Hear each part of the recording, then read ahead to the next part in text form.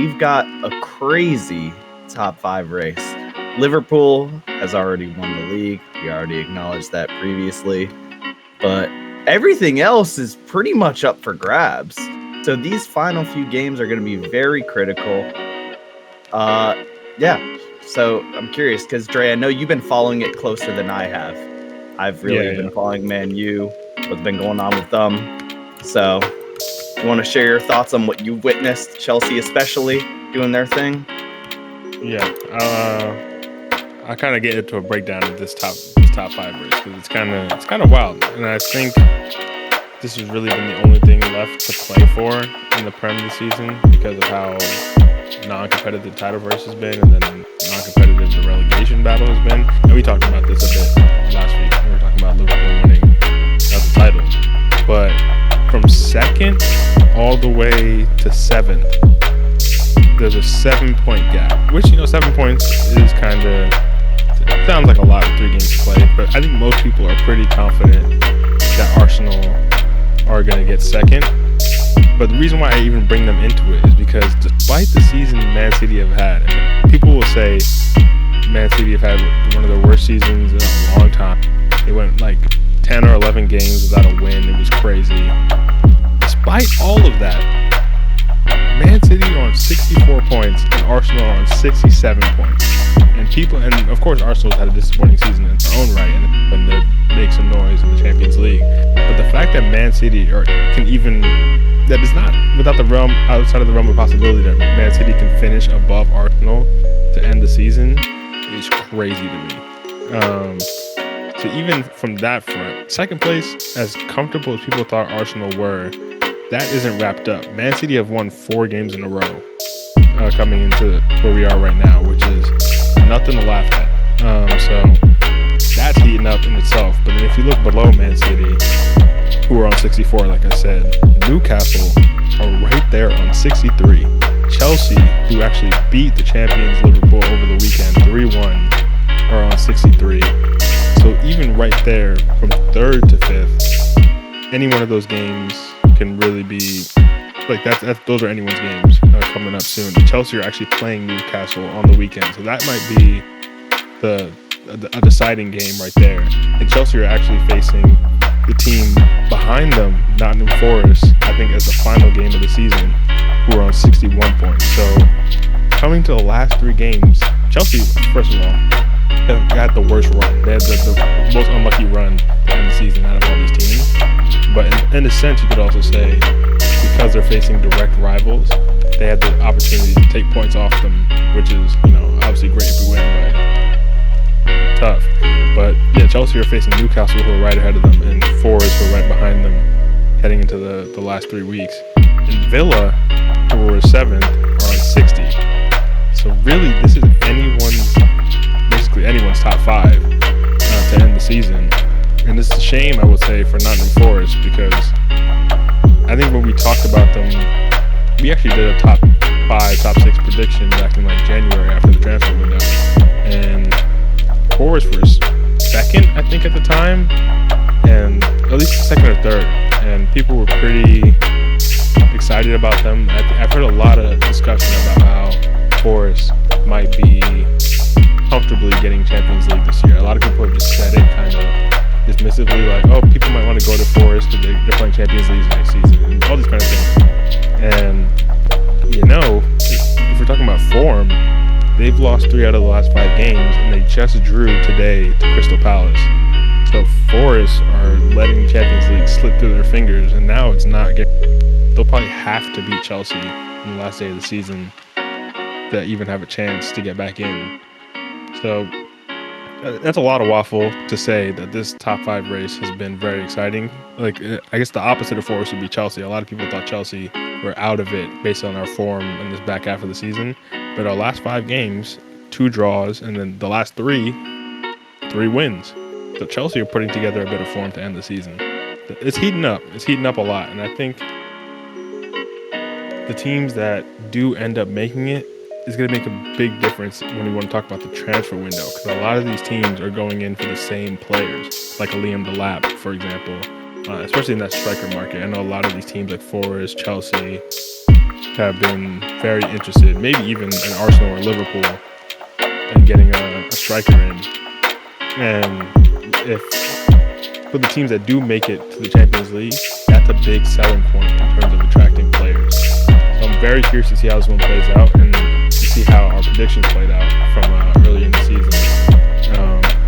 But I'm curious if either of you, I know you guys might not have been following it super closely, but if either of you, based on maybe some of the stuff we talked about earlier in the season or just recent form of some of these teams, anything that stands out to you guys? Yeah, I think the one thing that's really stood out to me is Nottingham Forest. Like you said, early in the season, they were pretty high up there, like second, third place. And it would be really sick to see them stay within top 5. And if they could somehow make Champions League, I just think, hey, you know what? Any change is good change from the norm of, like, you know, the big 6 clubs. You know, seeing Newcastle there is also a positive. My only hope with the remaining matches is, you know, a bit more of a City downfall. You know, I want to see him suffer a little more. Make Pep shed the few hairs he has left, you know, and see them demoralized. You know, they're losing De Bruyne. There's going to be a lot of change coming. And it's funny you say that too, because I know you're like you just pretty much laid out there, you're a bit of a City hater, but this run of form from City has come during Haaland's absence, which is interesting. You know, he's been injured for a while now, and seeing him start more games, and it seems like something's clicking.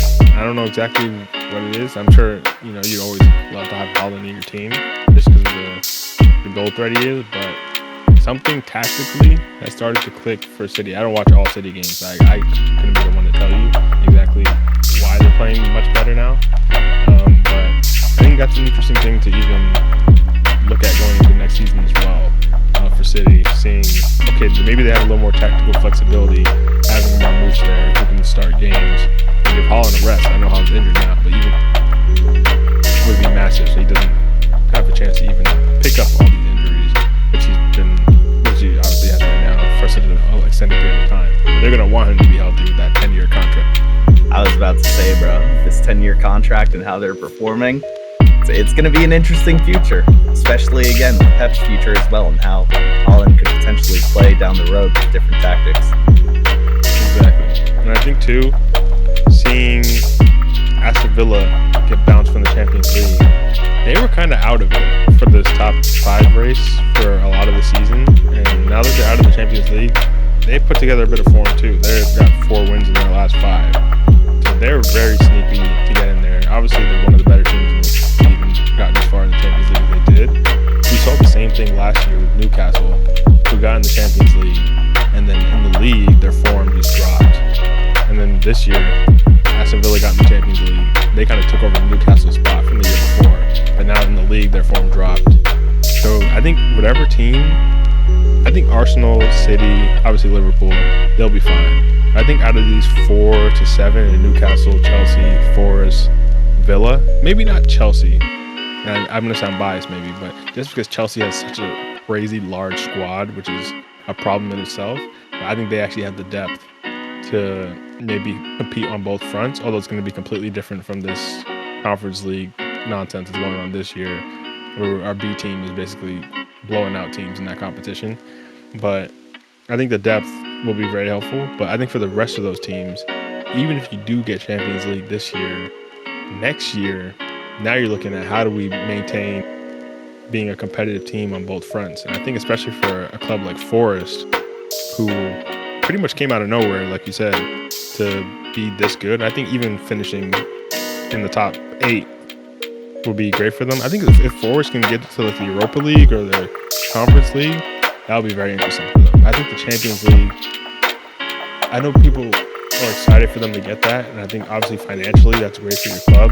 But in terms of actually competing on both fronts, that could be low-key a blessing and a curse. So I think maybe for them, you know, going to the Europa League or something like that might actually be better for them in the long run. But I know Forest fans won't want to hear that. No, of course they're going to want Champions League. Yeah. No, I can agree with that. You know, it's a bit of a United mentality where everyone wants Champions League next season, even though, let's be real. Are we really winning that? Probably not. Yeah, and then is it worth it to just say you're in the competition if it means you're going to suffer in the league next year? Because United need a big league performance next year. Yeah, the only real appeal of it does appear to be the financial side of like whatever deals they have with sponsors and just people being able to go to those games. But For sure. yeah, I think overall this has been an exciting change for the Prem, and it'll be interesting how these last few weeks Eric, do you have any thoughts on these? Have you caught any of the recent games? Yeah, well, what I was gonna say was that it's interesting because I remember blindly really rooting for Nottingham Forest towards like the beginning of the season, but when we checked in on the table and how they were gonna shape up. Seeing them drop to 6 is a bit interesting. They obviously are still within striking distance of the Man City. And to see that City is now depleted, I think will be interesting to see how that shapes up. But man, I don't know. I think it's when you look at the table, to me it's just interesting to see how many levels, or not many levels, but how far ahead Liverpool really is of Arsenal being in the number 2 position. So I just think that the whole concept of, and this is again someone who doesn't watch soccer as closely, like I understand that like the top 5 make it into the Champions League, but this whole concept of like, man, I really want my club to make it into the top 5 has always been interesting to me. I get the appeal of like wanting to see your club in the Champions League because it's the most competitive tournament in all of Europe and in the entire world, to be honest with you. But I just always found that kind of funny, especially when you look at the standings and to see how far ahead the winner of the league really is. I just think it's funny to me. But I always think No, that's actually a great point.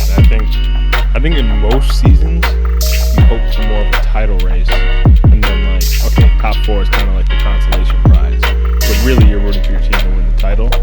But this year, because it's so not competitive, the best most of these teams are hoping for is it used to be top 4, now top 5, which is, I guess in its own way is kind of pathetic to even have that be your goal. But I think for some teams it's really realistic that, like, say for example just Chelsea, there's a real chance if we don't get Champions League football within the next 2 years, our best player Cole Palmer is going to say, as much as I love having developed at this club, I got to go play in the Champions League, and if that means I have to go to another team, then see you later. And that's something we don't even want to dream of, or I guess we don't want that nightmare.